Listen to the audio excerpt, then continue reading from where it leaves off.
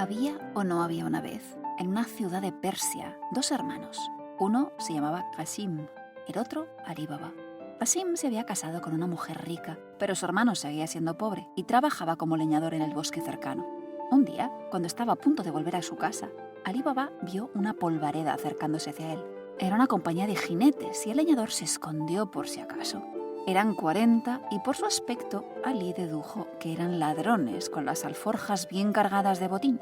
Desmontaron junto a una roca cerca del escondite de Ali y el líder de los ladrones se acercó a ella y dijo: «Ábrete, sésamo».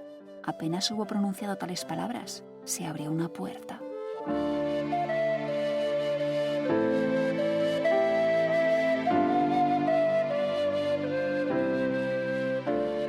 Muy buenas y muchas gracias por acompañarme en La Senda de las Plantas Perdidas, este podcast etnobotánico donde dar voz a nuestras historias de amor y de desamor también, con un reino tan olvidado como esencial, el reino vegetal.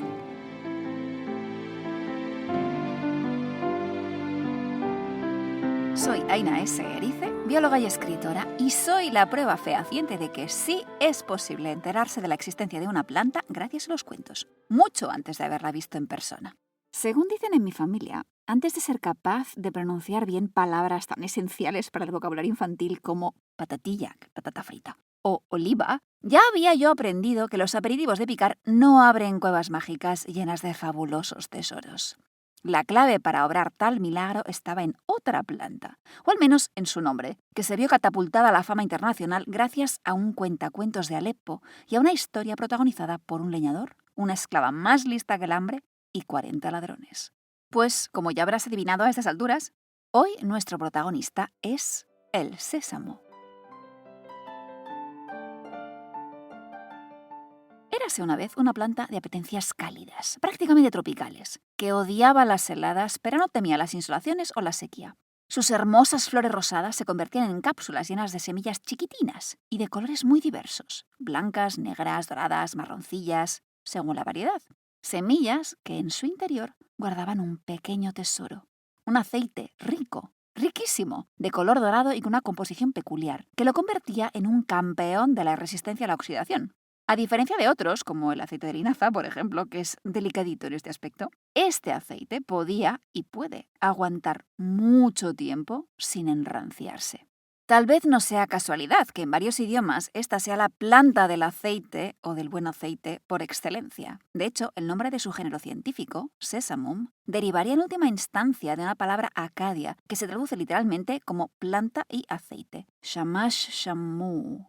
Pero su semilla es tan chiquitita, unos 3 a 4 milímetros de largo como máximo. Y además se conserva tan mal en los yacimientos arqueológicos que durante mucho tiempo nos hemos preguntado: ¿pero de dónde salió el sésamo? ¿Dónde empezamos a cultivarlo? Posibilidad 1. África, donde crecen la mayor parte de la treintena de especies que existen dentro del género Sesamum. Aquí volveremos en un rato. Opción 2. El subcontinente indio, donde crecen unas pocas especies de Sesamum silvestres. Hoy en día la opinión científica se inclina por la segunda opción, por motivos genéticos, es que el ADN del sésamo cultivado se parece más a los sésamos indios que a los africanos y podemos obtener descendencia fértil si hacemos de celestinas y los emparejamos.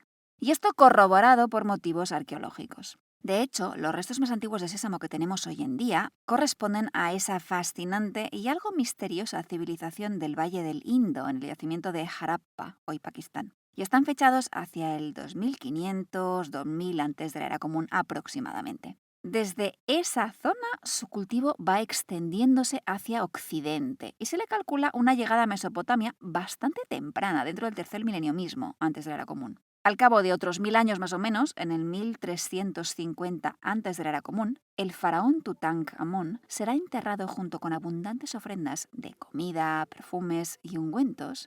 Y entre el centenar de cestos llenos de vituallas para el más allá que le dejan en la tumba, un cesto contenía semillas de sésamo.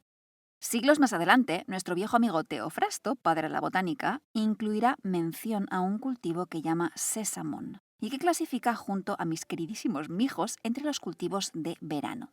A lo largo de sus escritos, el sésamo aparece en suficientes ocasiones como para suponer que formaba parte del sistema agrícola de la Hélade en su tiempo.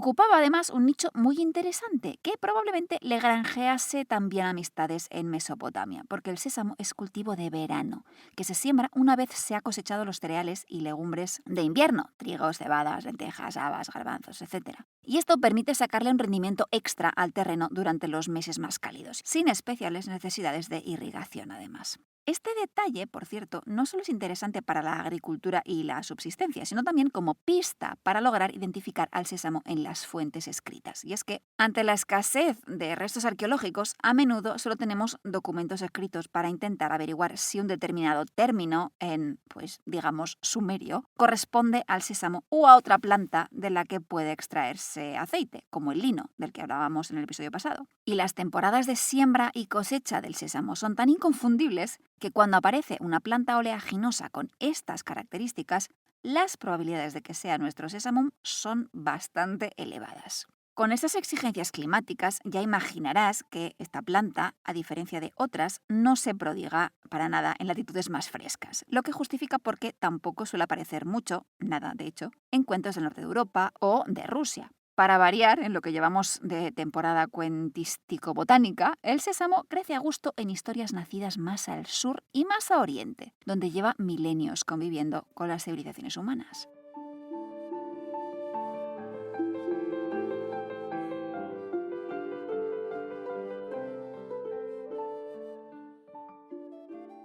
Se ha contado y vuelto a contar que había un campesino que quería cortar un árbol tamarindo para sembrar sésamo. Pero los demonios que vivían en el árbol lo disuadieron, prometiéndole a cambio una cosecha entera de sésamo cada año. Promesa de la que se arrepintieron, porque llevaba mucho trabajo. Llegó entonces un pariente de los demonios y, riéndose de ellos, anunció que él mataría al campesino. Sin embargo, por un malentendido tonto, el demonio se acobardó y acabó prometiéndole al campesino algo aún peor: que sus parientes no solo le entregarían sésamo cada año, sino que además se lo darían ya convertido en aceite. En este cuento popular tamil, las prácticas agrícolas tradicionales sesamísticas sirven como marco para poner en evidencia la estupidez de los demonios implicados, en tamil pei.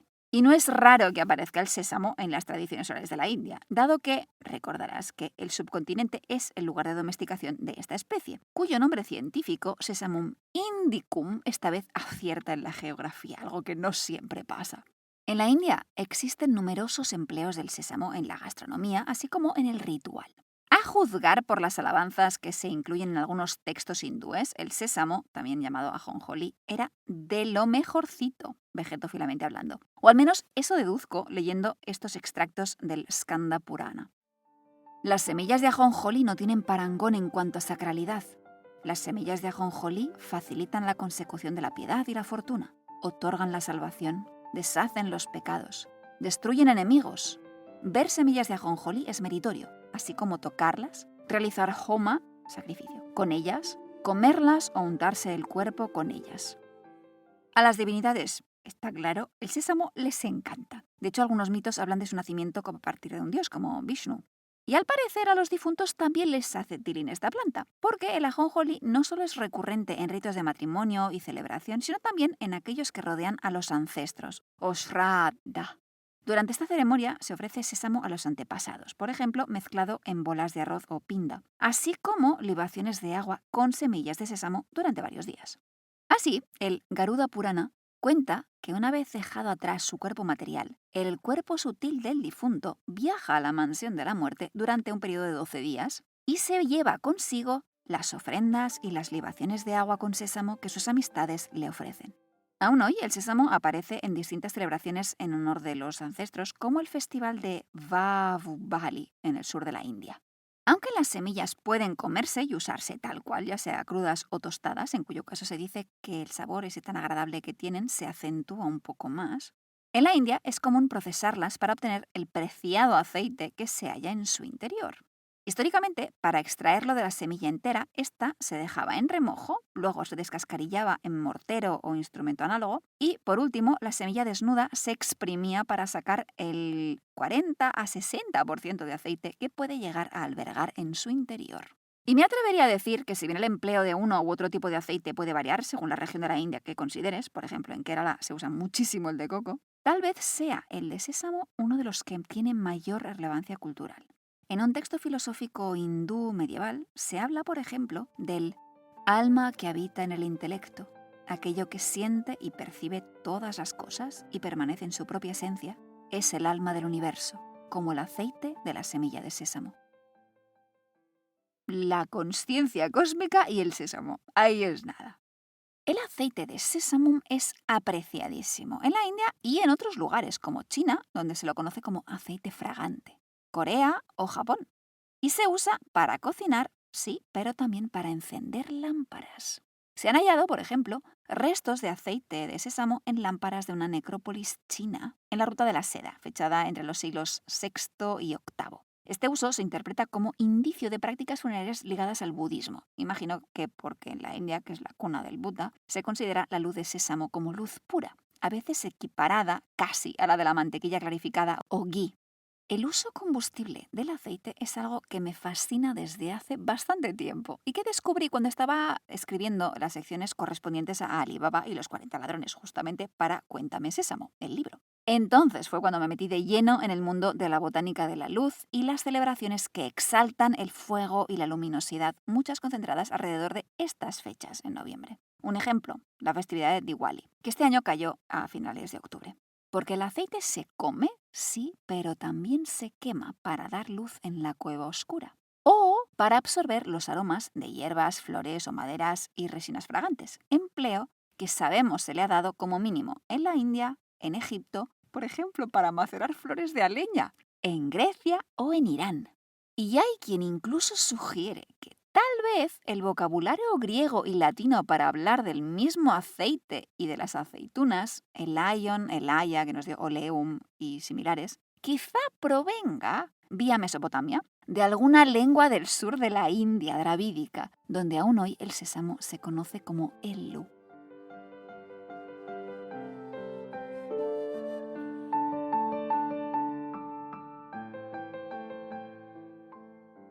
Había y no había una vez un joven, hijo bastardo del rey de Sind, que emprendió un largo viaje en busca de la hija del Amir ibn al-Nu'man para pedir su mano. Pero el sultán había impuesto 3 pruebas imposibles a los pretendientes de su hija, y fallar significaba morir. Cuando llegó la primera de ellas, el sultán mandó traer una medida de sésamo, una de semilla de trébol y una de lentejas, y las mezcló bien mezcladas. Sepáralas de nuevo esta noche. Si al alba las semillas no están bien separadas, te cortaré el pescuezo, anunció el sultán. Este cuento de las 1001 noches se parece mucho a otros cuentos europeos con pruebas similares, pero en los que el vegetal pequeñín no es sésamo, sino mijo. Algo que pone de manifiesto lo que te contaba cuando empezamos esta temporada, que las estructuras narrativas o motivos de un cuento son más o menos estables y tienen tendencia a conservarse, pero que las plantas forman parte de esos detalles más mutables, que se adaptan al contexto cuando éste cambia. Al cuento no le importa si la semilla es mijo o cañamón o sésamo, basta que sea pequeñita para que la prueba imposible funcione dentro de la narración. Y el sésamo, lo decíamos antes, es chiquitín, chiquitín, hasta el punto de que en muchos proverbios y expresiones se emplea como el epítome de lo pequeño, en puntos tan diversos como Palestina, la India o Sudán. En hebreo, podía usarse el proverbio algo tan diminuto como semilla de sésamo puede encabritar un caballo embridado, para referirse a la importancia que a veces pueden tener las cosas en apariencia insignificantes. En la literatura hindú, en cambio, los héroes destruyen a sus enemigos reduciéndolos a trocitos tan pequeños como semillas de sésamo. Y la palabra sánscrita para hablar del sésamo, til o tila, se usa también para referirse a una cantidad o tamaño diminuto, negligible. Ser pequeño tiene inconvenientes, sin duda alguna, pero también ventajas. El tamaño del sésamo, unido a su excelente sabor, lo convierte en un ingrediente muy fácil de colar en muchísimas preparaciones gastronómicas, tanto dulces como saladas. Porque sí, el sésamo es planta oleaginosa magnífica, pero también puedes transformar sus semillas en una pasta, que hoy se conoce sobre todo por su nombre en árabe, tahini, y por su empleo en preparados como el hummus de garbanzos. Pero también en Japón, por ejemplo, preparan pasta de sésamo. Al ser tan chiquitas, las semillas a veces se han usado como si fuesen condimentos o sazonadores. En la España del siglo XVII se mencionaba que las especias castellanas son canela, pimienta, anís, ajonjolí y etc. Lo que interpreto como que aquellas eran las especias más populares o típicas de la gastronomía castellana. Y ya ves con quién nos rejuntan la ajonjolí. Canela, pimienta, anís. En varios países del Oriente Próximo, en cambio, Líbano, Siria, etc., el sésamo es uno de los ingredientes del za'atar, uno de mis condimentos preferidos en el mundo entero, que lleva zumaque, un tomillo endémico del lugar, que es Thymus syriacus, el sólido también conocido como za'atar, sal y semillas de sésamo tostadas. Por no hablar, por ejemplo, del gomasio, que hoy te sacan en la mesa en algunos restaurantes, y que es una mezcla de sésamo tostado y sal, exactamente lo que significa su nombre en japonés. Goma, sésamo, y shio, sal. Esparcir un poco de sésamo encima de la comida para darle textura y sabor está a la orden del día en muchas cocinas, pero también puedes espolvorearlo encima de productos horneados y hay muchísimos tipos de, por ejemplo, pan con sésamo, desde bagels y simit hasta grissini, pasando por los bollos de las hamburguesas. De hecho, durante los talleres que en su día hice sobre botánica de cuento, me sorprendió descubrir que las criaturitas reconocían al sésamo como esa cosa que está por encima del pan de hamburguesa. Algo que probablemente sea como el único mérito endobotánico que voy a reconocerle a McDonald's. ¿Y qué decir de la repostería con sésamo? Desde los dulces tipo halwa con pasta de sésamo hasta turrones, guirlaches y frutas de sartén como los pestiños. Con todo, las semillas no son lo único del sésamo que puedes comerte. También sus hojas son comestibles. Y en algunos lugares son incluso más importantes gastronómicamente hablando que las semillas. Algo que pasa sobre todo en África. Aprovechemos un cuento africano para explicarlo. Una historia recogida entre los Zande de África Central y protagonizada, aunque al principio no lo parezca, por Ture, que es un personaje algo embaucador que aparece muy a menudo en sus narraciones. Había un hombre llamado Yangaimo que heredó las plumas con las que su padre solía bailar, plumas poderosas. Cuando se las ponía y bailaba, las plumas lo elevaban al cielo. Las aves acudían a él y caían al patio de su casa para llenar sus graneros y los de su comunidad. Entonces Ture pensó, lo engañaré y le quitaré sus plumas y su medicina. Así lo hizo, y al regresar a casa anunció a sus mujeres, podéis quemar todo nuestro sésamo, porque ya nunca nos faltará la carne en la mesa. En el cuento se establece un paralelismo entre la carne, el acompañamiento más apreciado de la dieta, y el sésamo, pero no como símbolo de semilla oleaginosa, sino como paradigma de todos los acompañamientos vegetales con que suelen prepararse salsas, aliños, estofados, etc. Si tienes carne, ¿para qué quieres verduras? Esto viene a ser. Y es que las hojas de sésamo son súper populares en distintas zonas de África como verdura, apreciadas por una característica que gusta mucho en las gastronomías africanas, y no tanto en otros lugares del mundo.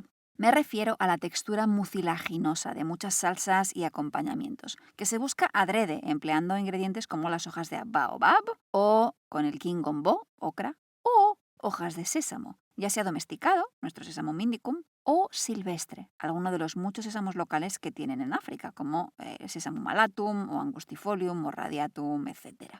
Y aunque en esta temporada no sale mucho a colación por tener escasa relevancia en la mayoría de los cuentos, vale la pena mencionar que Sesamum también tiene propiedades medicinales, tanto sus mucílagos como la semilla y el aceite. Curiosamente, África es una de las vías de entrada importantes del cultivo y cultura de esta planta en las Américas. Ligada al tráfico de esclavos, claro. Sabemos que en Estados Unidos las élites se enteran de que existe el sésamo porque los esclavos de las plantaciones lo cultivan. Thomas Jefferson, por ejemplo, declaró que había llegado a Carolina del Sur con los esclavos africanos que lo llamaban Benny. En las colonias inglesas, de hecho, los nombres del sésamo derivan de términos que provenían de lenguas del oeste africano, como bene, benne o beni. En el Caribe, el ajonjolí aparece en varios rituales, por ejemplo, como ofrenda para ciertos orishas en Cuba.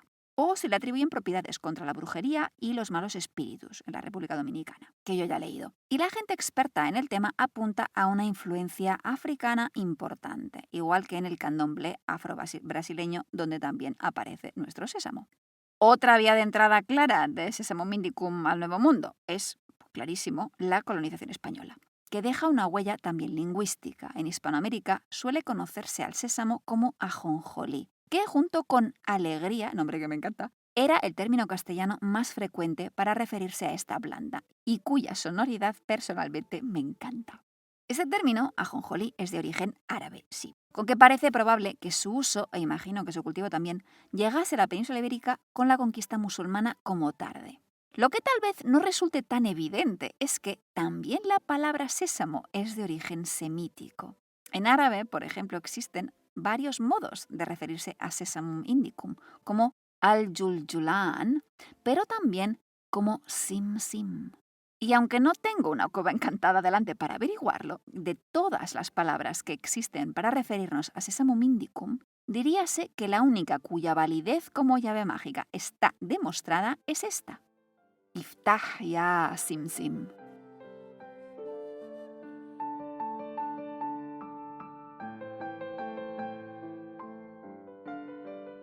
Preso de la codicia y sin decirle nada a su hermano, Qasim fue con 10 mulas a la cueva que le había indicado Ali Baba. Entró y empezó a cargar sacos y sacos de oro y riquezas. Pero al ir a abrir la puerta se encontró con que había olvidado la palabra necesaria y en lugar de decir «ábrete, sésamo», dijo «ábrete, cebada». Y se sorprendió de que la puerta permaneciese cerrada. Lo intentó de nuevo, nombrando distintos tipos de granos, pero no el que necesitaba, y la puerta no se abrió. Este despiste, como quizás sepas, le costará la vida a Qasim. Por lo visto, las puertas mágicas no tienen un sistema para recuperar contraseñas olvidadas. Sería divertido, por ejemplo, imaginar una pregunta de seguridad o una pista para ladrones con poca memoria. En este caso, por ejemplo, podría tratarse de una adivinanza árabe que dice así: ¿qué cosita es aquella que si te comes entera no mueres, pero que si solo comes a medias, pereces? La respuesta es, evidentemente, Sim Sim, palabra cuya mitad, Sim, significa veneno, y por eso te conviene comerte las 2 sílabas enteras y no solo una de las 2. Existen varias teorías sobre por qué la llave mágica que abre la cueva de los tesoros es sésamo y no cualquier otro término o planta. Hay quien dice que su empleo es debido a la sonoridad de la palabra y asociaciones cabalísticas o simbólicas o yo qué sé, que no he podido acceder a uno de los artículos clave que discuten el asunto. Otras teorías, en cambio, afirman que la conexión con la planta es real y que su poder clave puede estar relacionado con su fructificación. Pues el sésamo es planta anual, recordemos, de frutos en cápsula que se secan y que tienden a abrirse a la mínima provocación cuando están maduros. De hecho, durante su cosecha hay que tener cuidado y dejar las plantas arrancadas de raíz o cortadas lo más verticales posibles mientras se van secando, porque las cápsulas no se quedan cerradas y la semilla puede perderse en el campo con gran facilidad. Ya sea porque Sim Sim mola como término encantado o porque el sésamo nos hace pensar en cosas que se abren por arte de magia, lo cierto es que esta fórmula de cuento fue el vehículo de introducción de Sesamum indicum en muchas culturas que hasta entonces habían tenido una idea más bien, digamos, vaga de su existencia. Y aunque Ali Baba y los 40 ladrones no forma parte de los cuentos de las mil y una noches, sino que fue un añadido de un traductor francés, Antoine Galland, basado sobre las narraciones de un cuentacuentos de Alepo, Hannah Diad, el cuento ha alcanzado una notabilísima popularidad y ha convertido en nuestro sésamo en sinónimo mismo de llave o clave de interpretación en distintas lenguas. Antaño hubo novelas que se titularon literalmente Ábrete, sésamo. Hoy, no pocos artículos científicos que he visto yo incluyen la fórmula en su título. Hay premios literarios locales llamados Sésame. Incluso una serie televisiva americana mundialmente famosa se acogió a Sesamum para dar nombre a la calle, o al barrio en español, donde sus muñecos enseñaban a la vez que divertían a la chiquillería. Porque una vez que lo conoces y caes bajo su delicioso y luminoso hechizo, parece imposible olvidar cómo se abren las cuevas de cuento. Cuevas que guardan maravillas en su interior, pero ninguna tan grande como el diminuto sésamo.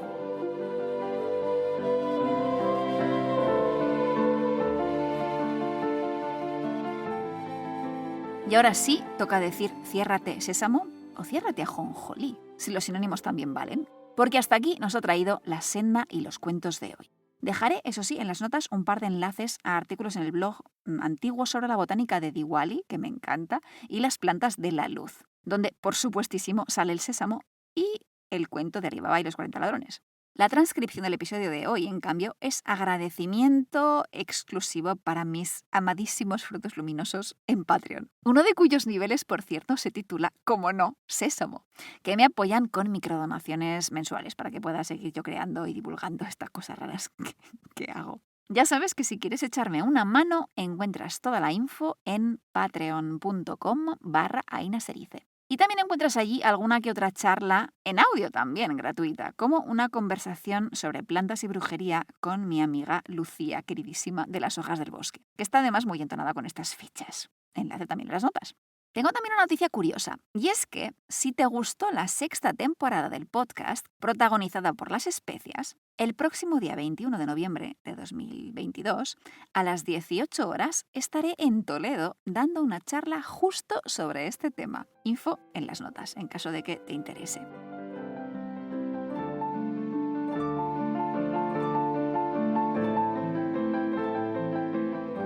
Nuestras siguientes invitadas son especialmente conocidas por albergar en su seno magia, pero de otro tipo. No, estas no abren cuevas llenas de tesoros. Pero también pueden ayudar a que con un poco de suerte y astucia el personaje protagonista del cuento en cuestión termine pertrechado de cosas de gran valor. Un par de pistas más te daré, que espero no sean demasiado evidentes. La primera es gigantes. Y la última, gas. Si se te ocurre de quién estamos hablando, ya sabes que puedes contármelo en redes sociales, ahora mismo en Instagram, donde me encuentras como Aina Eserice, o vía comentario en el mismo podcast, o por correo electrónico, o como te apetezca, como tú prefieras. Ya sabes que estaré encantadísima de recibir cualquier cosa, comentario, intento de adivinanza que tengas a bien compartir conmigo. Y en esta ocasión están de enhorabuena Carmen, Juan Carlos, Lorena, Brenda, Susana y Andrea, que por un pelín casi no llego a colarte en el podio de honor, pero sí, has llegado.